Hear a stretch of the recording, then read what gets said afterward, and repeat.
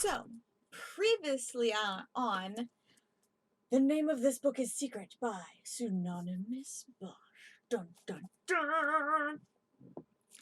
Cass and Max Ernest had kind of had a bit of a falling out in their main quest to find the magician, which then led into finding the Midnight Sun, which was run by Miss Mavis and Dr. L. And and because of the tenseness of the situation, they ended up accidentally putting a boy by the name of Benjamin Blake in harm's way.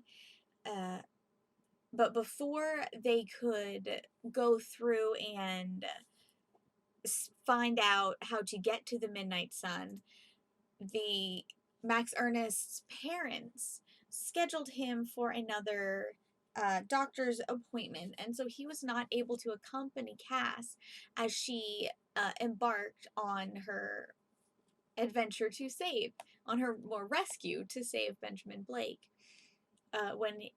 When she got there, she was greeted by Dr. L and a driver, the limo driver, named Daisy. And they seemed nice enough, and Dr. L didn't seem to recognize her. Cass was able to kind of slightly relax a little bit because of all the treatments that was given to her. But at the very end, Dr. L, he was a little kind of creepy about how he was asking questions of her, like what do you know? Kind of forget all your past and stuff, and it kind of made her uneasy. And by the time she was done with her treatment, she wasn't sure whether she was found out or not. Then she ended up finding Miss Mavis's office, and it was a bunch of glass, and it was super, super pretty. It was a whole bunch of glass with a chandelier and a beautiful, beautiful desk of gold in the middle of the room. And that was the last chapter that we had read, and we ended off with Miss Mavis saying, "It's almost time for dinner, and we have a surprise guest this evening." Now we're caught up. Chapter 23, A Surprise Guest. Who was Miss Mavis's surprise guest? Take a guess. I'll give you a hint. It wasn't Gloria. She was already a surprise. As a surprise, she'd already been spoiled anyway. Another idea. What if the surprise guest was a real Skeleton sister?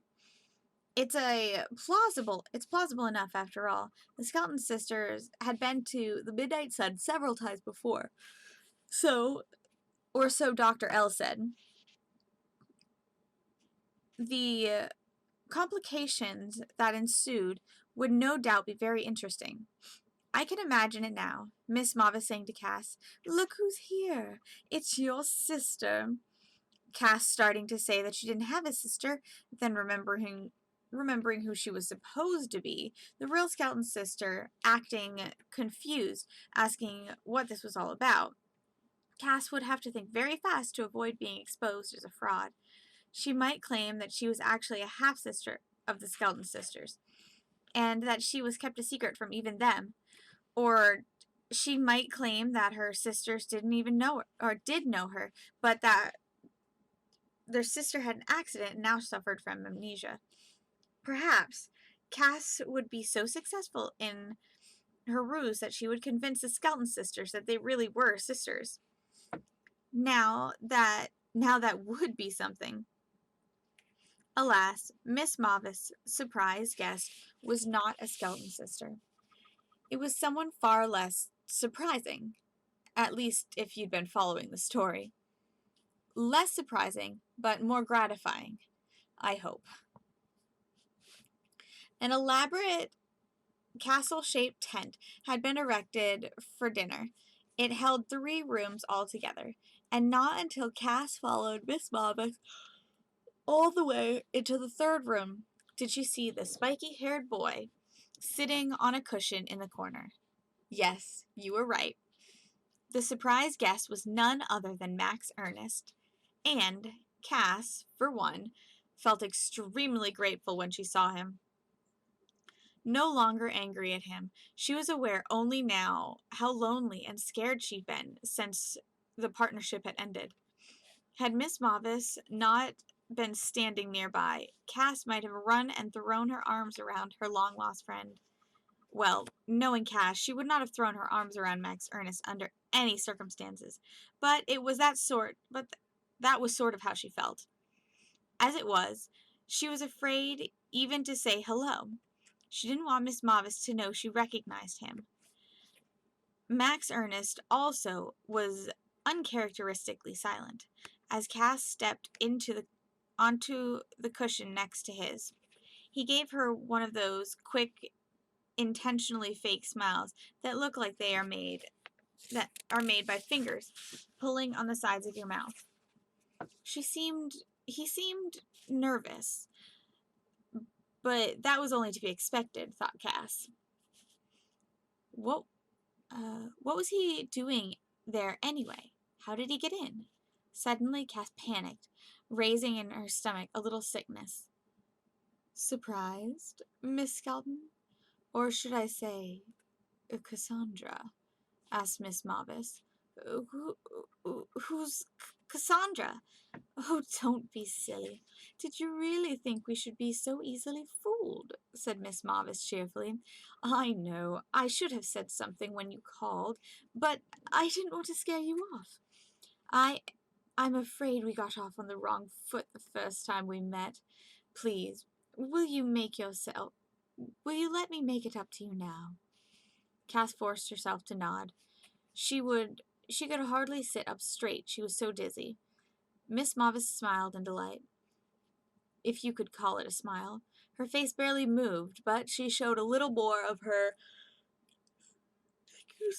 2 white teeth.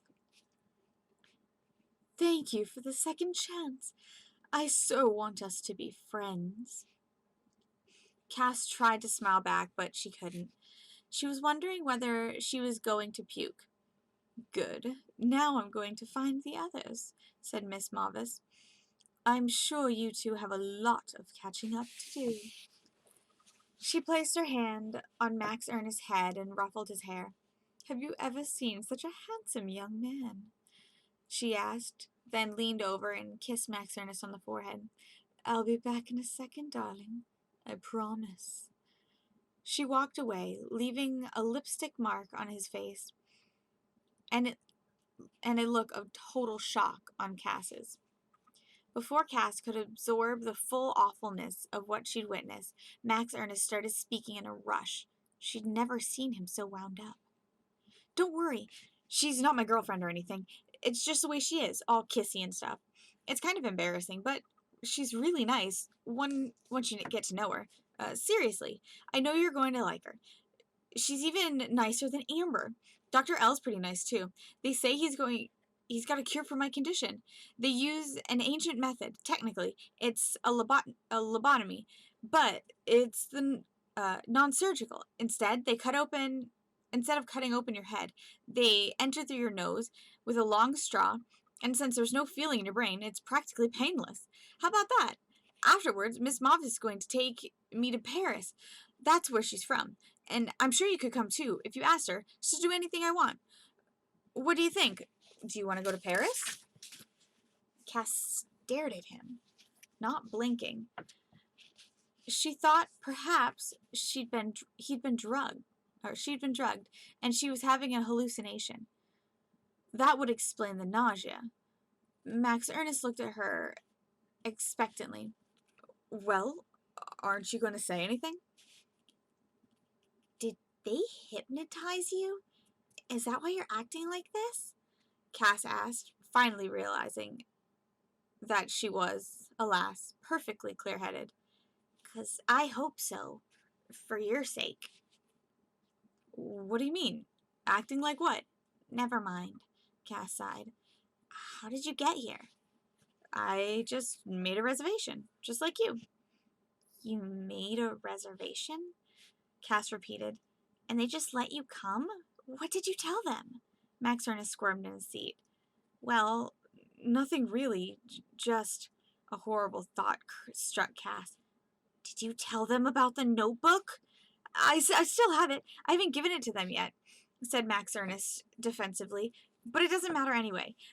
They're not how you think they. It doesn't matter? Have you totally forgotten about Petro, about Luciano, about Benjamin? Come on, Cass. I know what you think, but think about it. Have they ever done anything bad to you? I mean, since you've been here? Well, no, not yet, but, and they knew who you were the whole time, right? Yeah, I guess. See, how about that? They're not evil then. After all, it's okay to be wrong sometimes. Everybody is. Even me. Cash shook her head. Now I know you were hypnotized. Before the matter could be resolved, one way or the other, Gloria sailed into the tent, her face beaming. Notice I didn't say she wouldn't be at dinner, just that she wasn't the surprise guest. Yes! Cried the real estate agent. Aren't you going to say hello to your old friend Gloria? Or don't you recognize me? I know I look 20 years younger, don't I? And 20 pounds lighter. Gloria twirled around so she could be seen on all sides. Cass nodded mutely. But no doubt about it, Gloria was half the size she was before. More remarkably, how friendly the real estate agent was acting. Cass wasn't sure she liked Gloria better in earlier, meaner incarnation, now that she was harder to ignore.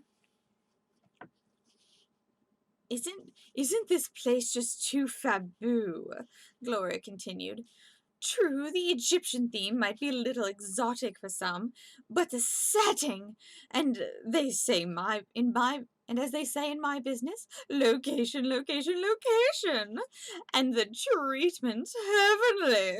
And don't get me started on those elixirs. Have you tasted anything more delicious? She paused briefly for Cass to nod in agreement, then went on. Remember that lucky day when we all met?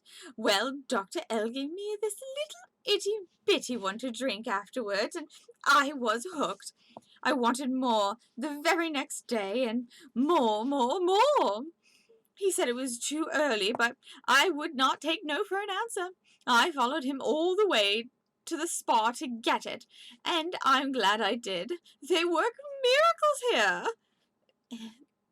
Miracles have little to do with it, Miss Fortune. Miracles have little to do with it, Miss Fortune. It was Dr. L himself, joining them under the tent. He looked as cool and composed as ever, as if a tad irritated by Gloria. Gloria pouted like a chastised schoolgirl. I'm sorry, Doctor. Your little Gloria is just so grateful for everything you've done, everything you do. Everything we do is based on science, said Dr. L. Not perhaps what you think of as science, but this true science. The one true science. What kind of science is that? Asked Max Ernest, who was under the impression that he already knew all the kinds of sciences there were. The science of essence. The science of all of others are part, said Dr. L. Everything on earth.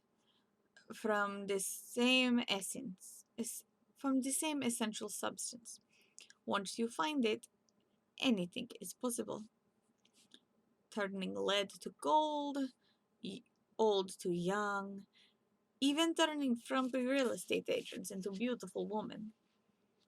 Cass looked involuntarily at Gloria, but Gloria didn't seem to register the insult. She was so smitten with Dr. L. "How wonderful," she said.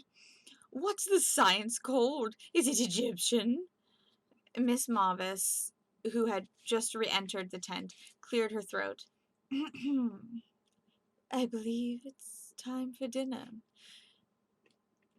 Or I believe our dinner is here," she said. Bum, bum, bum. Chapter 24. Dinner. Chapter 24. Dinner. Even Cass, who was feeling slightly less sick, all the more upset about the situation in which she found herself, had to admit the dinner table looked magnificent. It was covered with cloth sewn entirely of crimson flower petals, each petal lush and perfect, and not a bit bruised or ripped. On this luxurious crimson bed sat dozens of crystal candlesticks of varying heights, as well as numerous glittering urns and plates of exotic oriental design. Each place setting came with a pair of glittering golden chopsticks and ornate set of silverware. Tiny forks, oddly curved spoons, needle-like knives that had the look of ancient surgical equipment. On the whole, the table looked less like a dinner table than a shrine to some jealous and demanding god. This effect was only heightened with the kitchen staff bringing in the food so solemnly and silently. They might have been making offerings in a temple rather than serving dinner. Indeed, whenever the new dish appeared, Miss Mavis described it with the most religious reverence. "The base of this custard is rendered cartilage of a tiny marsupial that lives under the rock in an island in the South Pacific," she said. The first course, which arrived, individual thumb-sized serving cups. "Excellent source of calcium, also prized by the fishermen for its waterproofing properties. I do hope you aren't vegetarians." The pile of blue dust you see is pollen from a flower that blooms only at the elevation of 11,000 feet, and only after a long, very long winter," she said about the topping on the roll that looked like a powdered donut, but was everything but sweet. "Some indigenous people believe that it sharpens the intellect. Certainly, it is very helpful in clearing the sinuses." "Bear liver sautéed in codfish oil," she announced when the particularly unattractive lump arrived in front of each diner. "A dish beloved by the Vikings. The reason they served it so long is in the cold. You may find it a little gamey." Before they ate each dish, Cass and Max Ernest were instructed to close their eyes and smell it. "Remember, what you experience as taste is mostly scent," said Miss Mavis. "By itself, the tongue can only identify 4 flavors. Or is it 5? "5, said Dr. L. "I believe the scientists recently discovered a taste for fat." After smelling their food, they were to examine it closely from all angles, so as to appreciate any subtleties of color and shape. "Should we listen to it too?" said Max Ernest, who clearly was hanging on every word Miss Mavis said. "Well, That depends on whether your dish is making noise. Does it, sweetheart? She responded. Why don't you give it a try? Obediently, Max Ernest tilted his head and towards his plate. Across the table, Cass rolled her eyes in disgust. Despite her rapturous description, Miss Mavis, Cass noticed, didn't eat most of the meal. She merely sipped from a tall glass of red wine. At least, Cass assumed it was wine. It was the right color, but it looked disturbingly thick. The one dish Miss Mavis ate was the last. It consisted of a small, quivering mass that pulsed intermittently like a heart. It was served only to her, and she did not describe it like she had the others. Instead, she speared it suddenly and violently with a chopstick, then swallowed it whole. As Miss Mavis sighed in satisfaction, Cass thought she detected a new vibrancy in her hostess' pale white cheeks. I have a sensitive stomach, said Miss Mavis, explained. There are very few things that I can eat, and they have to be very, very fresh. After their plates had been cleared, Miss Mavis focused her attention on her guests. Now, my darling young people, I wonder if you know what it is you have in that notebook. Did you peek inside it at all? No, we didn't, said Cass before Max Ernest could say otherwise. I don't know exactly what's in it myself, but I fear the worst, said Miss Mavis. You see, Petro was a dear friend indeed. But I am afraid he was quite ill. Mentally, I mean. Mentally? You mean he was crazy? It didn't seem like it, Cass said defensively.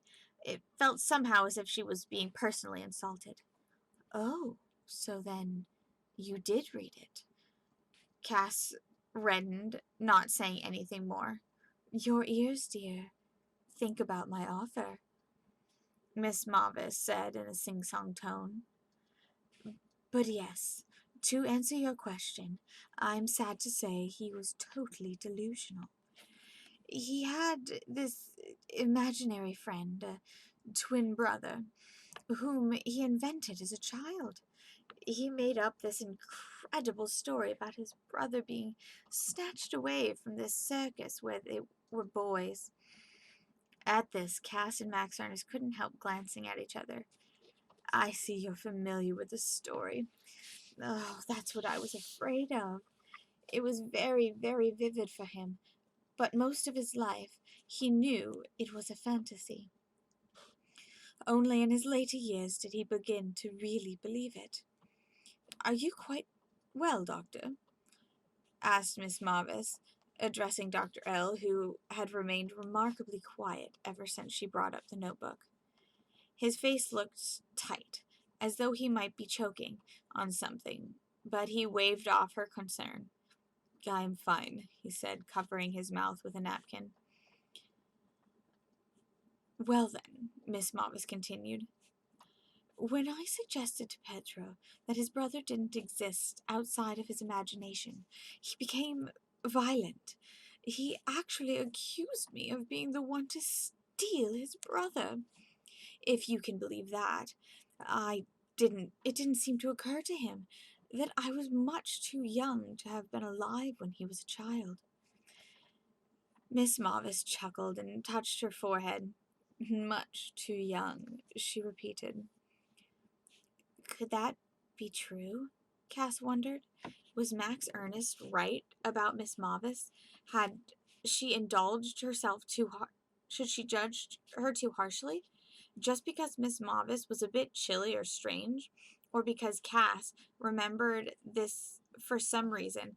Max Ernest had once said Miss Mavis was the prettiest woman he had ever seen.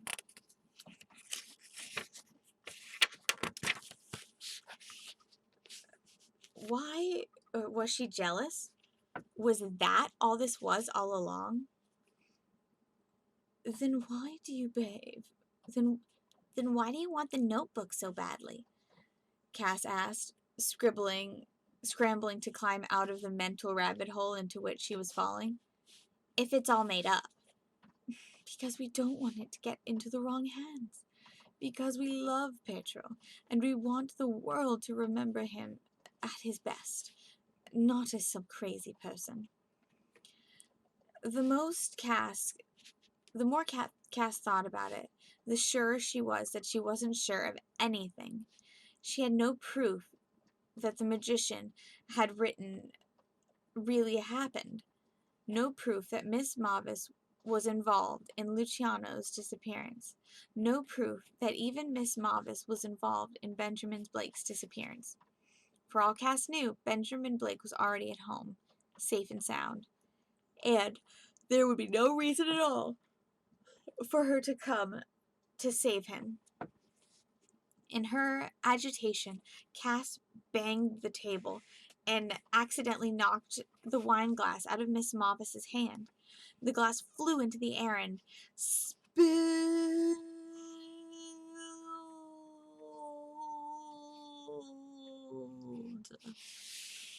You know those freezing in time moments when suddenly life turns into a kung fu movie and you see everything in slow motion?